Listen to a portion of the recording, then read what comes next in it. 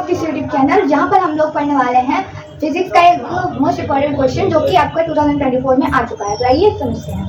Question दे रखा है, एक उत्तल दर्पण से 25 सेंटीमीटर दूर रखी वस्तु का प्रतिबिंब वस्तु की लंबाई का आधा बनता है।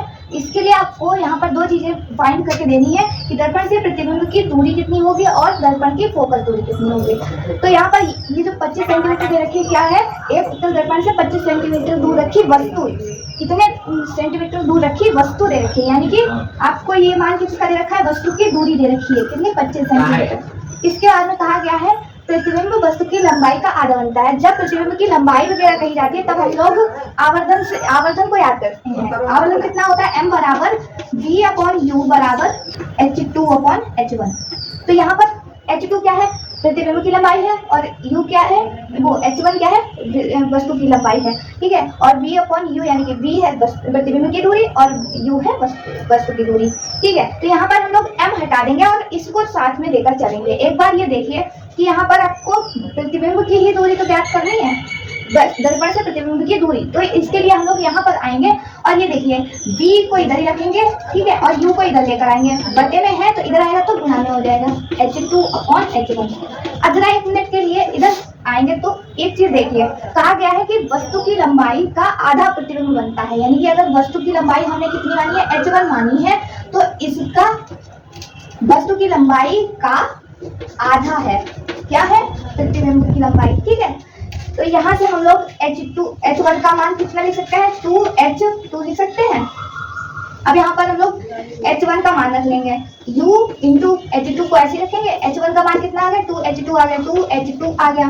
तो h2 से h2 कैंसिल हो जाएगा, u की वैल्यू कितनी थी यहाँ पर, 25 सेंटीमीटर थी, तो 25/2 यानी कि कितना हो जाएगा यहाँ पर 12.5 हो जाएगी d, यानी कि वस्तु की दूरी 12.5 है, प्रतिबिंब की दूरी, सॉरी, ठीक है। तो प्रतिबिंब की दूरी यहाँ पर कैसी लेंगे, प्लस लेंगे, क्यों, क्योंकि यहाँ पर दे रखा है एक उत्तल दर्पण से, तो उत्तल दर्पण में प्रतिबिंब की दूरी पॉजिटिव ली जाती है, इसलिए। इसके बाद में आते हैं, दूसरी चीज क्या कही गई है, दर्पण की फोकस दूरी भी निकालनी है। अब ये तो हो गई प्रतिबिंब की दूरी, ठीक है, सेंटीमीटर लगा लेंगे। इसके बाद में दर्पण की फोकस दूरी। अब फोकस दूरी के लिए फॉर्मूला क्या होता है, दर्पण की फोकस दूरी का फॉर्मूला होता है 1/b, f बराबर 1/b प्लस 1/u।